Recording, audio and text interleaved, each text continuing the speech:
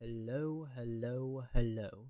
Tis I, Carsizzle, and as the title suggests, we are doing fun facts about Genghis Khan, the glorious leader, emperor, whatever, of the Mongolian Empire. Now, I'm sourcing these facts from History.com and Britannica, which to me seem to be very reliable sources. Just know, whenever you are looking at history and things like that, please use a reliable source. Things that end in .org, .gov are a lot more reliable. Also .edu. Don't trust every website with information that might be faulty. So, not a lot is truly known about this great ruler. As you see, his face, no one actually knows what he looks like, as this was in. he was uh, the leader of the Mongols from 1206 to 1227. That's a long time ago. He was born year 1162 into a small nomadic tribe on the steppes of Central Asia. Genghis Khan obviously became famous as the Mongolian warrior ruler who built the largest land empire in the world. Through both brutal conquest and savvy alliances, he amassed more than twice as much territory as any person in history. And at his peak, the Mongol Empire spanned more than 11 million square miles, going from Korea to Europe, which brought together Eastern Western cultures. And Genghis Khan was not that good of a dude. He was brutally ruthless, and his bloodlust was insane. Now, Genghis wasn't his real name. He became the Great Khan of the Mongols and was born along the banks of Onan River sometime around that date of 1162, and originally named Temujin, which means of iron or blacksmith. And he didn't receive the name Genghis Khan until he became the leader of the Mongols at a tribal meeting known as Kurulatai. While Khan is a traditional title meaning leader or ruler, historians are still unsure of the origins of Genghis. It is possible it meant ocean or just, but in context, it is usually translated as supreme ruler or universal ruler. Now, as I mentioned, there is no definitive record of what he looked like. Even though he was a hugely influential figure in history, his personal life and physical appearance is very unknown. We don't even know how he died or where he was buried. Very mysterious. And a lot of information is contradictory or unreliable. But he is described to be tall and strong with long hair and a bushy beard.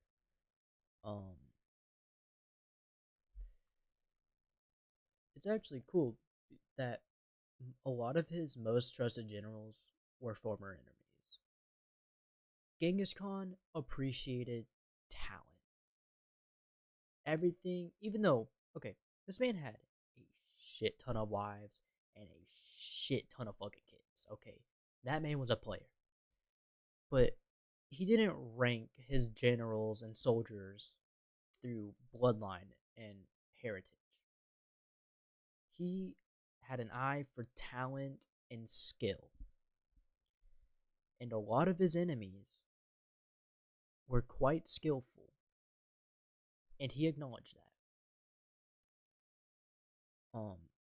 During a battle in 1201 against the rival Taijut tribe, Genghis was nearly killed after his horse was shot out from under him with an arrow, and he had later addressed to the prisoners and demanded to know who was responsible. One soldier stood up and admitted to being the shooter. He was quite pleased by the archer's boldness and made him an officer in the army and nicknamed him Jeb, or Era. And along with the famed general Subutai, Jeb would go on to become one of Mongols' greatest field commanders during their conquests in Asia and Europe. Genghis Khan rarely left a score unsettled. I mean, if he did, that would honestly be surprising for the man he is. He often gave kingdoms a chance to peacefully submit to Mongol rule, but he would not hesitate to bring down the sword on any society that decided to resist. One of his most revenge campaigns came in 1219 after the Shah of the, I'm not even going to try to pronounce that, but we're going to do that anyways, Khwarezmid, Khwarezmid Empire, broke a treaty with the Mongols.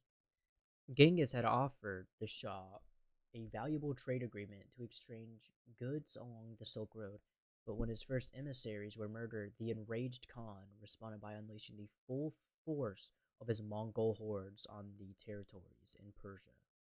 The subsequent war left millions dead, and the Shah's empire was in ruin. But he did not stop there. Following up his victory and returning east uh, and waging war on the Tangids of Jixia, a group of Mongol subjects who had refused his order to provide troops for his invasion of Khwarizm. After routing the Tangut forces and sacking their capital, the Great Khan ordered the execution of the entire Tangu royal family as punishment for the defiance. Genghis Khan has killed, or he's responsible for the deaths of as many as 40 million people. Just let that clock. 40 million lives claimed.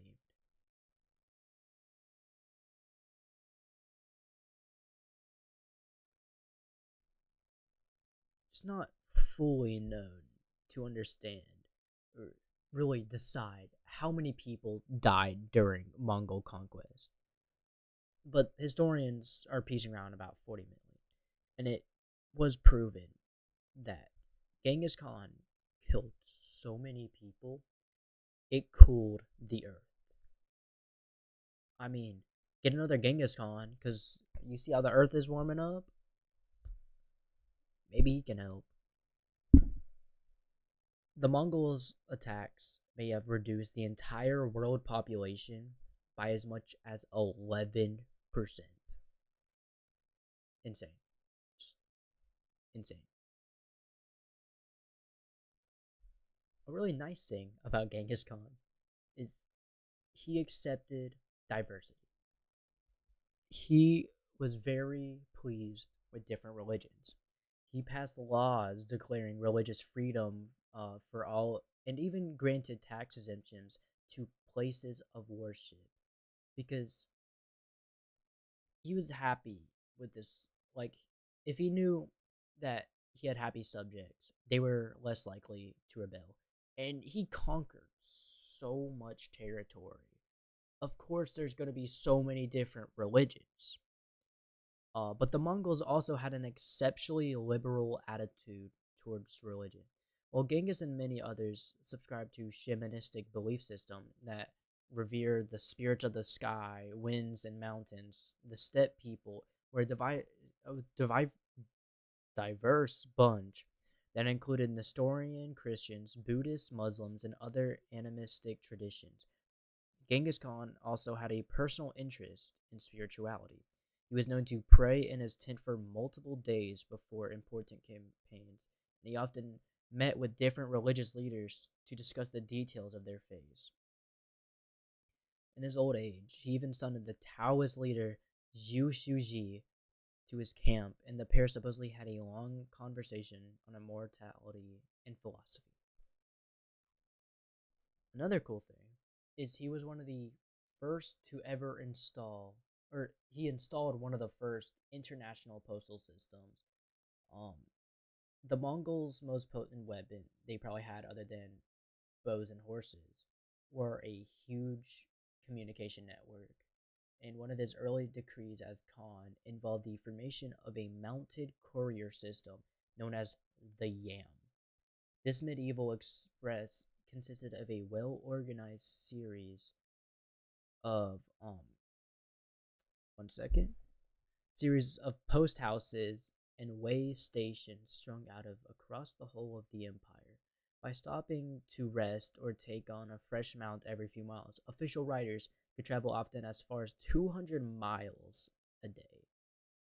The system allowed goods and information to travel with unprecedented speed, but it also acted as the eyes and ears of the Khan. Thanks to the Yam, he could easily keep abreast of military and political developments and maintain contact with an extensive network of spies and scouts. Pretty cool. Obviously, no one knows how he died or where he died, or like where he is buried. But it is speculated in traditional narratives he died in 1227 with injuries sustained in a fall from a horse, but other sources say things like malaria or an arrow wound in the knee. One of the more questionable things is it claims he was murdered while trying to force himself on a Chinese princess. However, he died. The Khan took the great pains to keep his final resting place a secret. According to the legend, his funeral procession slaughtered everyone they came in contact with during their journey, then repeatedly rode horses over his grave to help conceal it. The tomb is most likely around a Mongolian mountain called Birken Kaldum, but to this day, its precise location is unknown. And honestly, I wonder if we will ever find it. I think it'd be pretty cool if we did. That that would also just prove a lot of speculation with Genghis Khan if we were to just be able to find where he was buried. Did you know that the Soviets tried to snuff out his memory in Mongolia? Genghis Khan is seen as a national hero and founding father of Mongolia. But during the era of Soviet rule in the 20th century, the mere mention of his name was banned, and it was trying to stomp out the traces of Mongolian nationalism. The Soviets tried to suppress the Khan's memory by removing his story from school textbooks, forbidding people from making pilgrimages to his birthplace in Kinti. Genghis Khan was eventually restored to Mongolian history after the country won independence in the early 1990s, and he's since become a reoccurring motif in art and pop culture. The Great Khan lends his name to the nation's main airport in the city of Ulaanbaatar, and his portrait even appears on Mongolian currency. So Genghis Khan is a pretty interesting dude. We know he at least like was the leader, and he killed millions. Um, he had a hard childhood. Um, he grew up, or he was forced to contend with the brutality of life on the Mongolian steppe. Rival Tatars poisoned his father when he was only 9, and his own tribe later expelled his family and left his mother to raise her 7 children alone. He grew up hunting and foraging to survive, and as an adolescent, it's possible he even murdered his own half brother in a dispute over food. During his teenage years, rival clans abducted both him and his young wife, and Genghis spent time as a slave before making a daring escape. Despite all the hardships, by his early 20s, he had established himself as a formidable warrior and leader. After amassing an army of supporters, he began forging alliances with heads of important tribes. By 1206, he had successfully consolidated the steppe confederations under his banner and began to turn his attention to outside conquest, the Mongolian Empire. Now, he also has a huge family. I'm not exactly sure how big it is, but a lot of people allegedly, especially in Mongolia and areas surrounding, are related to Genghis Khan himself. So many Asians in that area may share a tiny bit of blood with Genghis Khan, just with how big his family was. I mean, that man, just like, how does one even have that much family? Like, he's got to be fucking a new woman like every day. Like, that's crazy. And I think a lot of people know about something fun called throat singing. I don't remember if I started this video or not with it. Um, so I'm gonna give a little example. I'm a little dehydrated, so it's not gonna sound super good. Plus, I'm out of water, and I don't feel like re-recording this or editing this. So, hey guys, hello. If you actually made it this far in the video, can you please comment Genghis Khan so I know you're a real fan? Or else I'm gonna be really disappointed in every single fucker that views this video, and Carsizzle will not post anymore if I don't see one Genghis Khan in the comments. Thank you, love you guys.